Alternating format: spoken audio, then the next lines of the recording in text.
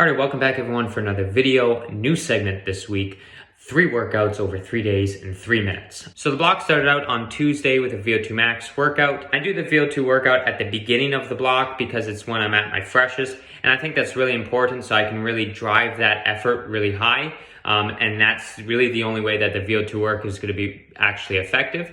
And so for this workout, it was 8 times 3 minutes. I averaged 372 watts for those and did it on 90 seconds recovery at 227 watts.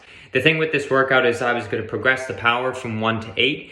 And kind of the unique thing was that on interval number 7, I was gonna throw in what's called a hammer interval. The only way for that hammer interval to really be effective is if you fully commit to it. And the only way to do that is if you have faith in your fitness that you'll be able to recover in 90 seconds to still be able to put out a good effort in number 8 and complete the progression, which I did successfully here, seeing as interval number 6 was 369 watts and interval number 8 was 370. So perfect progression with the hammer interval number 7 in the middle at 399 watts. So overall, a really successful workout. The second workout in the block on Wednesday was a sweet spot workout. I always like doing sweet spot workouts after a VO2 day. I feel like it's kind of like you burn the legs out in that VO2 day, and then it makes that sweet spot day kind of like a pure aerobic. So the workout was 3 times 12 minutes plus a 14-minute interval for 50 minutes total at 315 watts.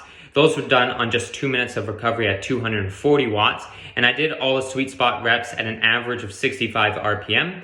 And I really like doing my sweet spot intervals at low cadence. I feel like it does a really good job of activating the type 2A muscle fibers and pushing them towards resembling the type 1 muscle fibers, which in turn will lower VLA max and increase LT2. So the final workout in the block on the Thursday was my endurance ride for the week. This was a 2-hour ride where I did 2 times 50 minutes at 280 watts. Interval 1 was more just at a steady power. So this is kind of just like a low end tempo power.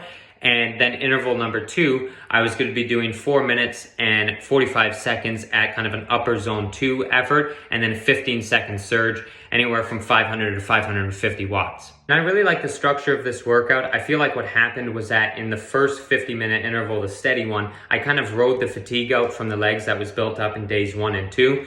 And now that the legs are feeling pretty good, finishing off with the spiky 50-minute interval, it's kind of like finishing off with strides or openers or something like that. You kind of get good turnover and you finish the block feeling pretty good. The other success of this workout is I ended up taking in 125 grams of carbohydrates per hour, so 250 grams total. And I don't think I'd have any issue pumping those numbers up to 140 or 150 grams per hour. So the more carbohydrates I could take, the better. So overall, a great block. And if you enjoy this type of video, make sure you hit that subscribe button to see some more.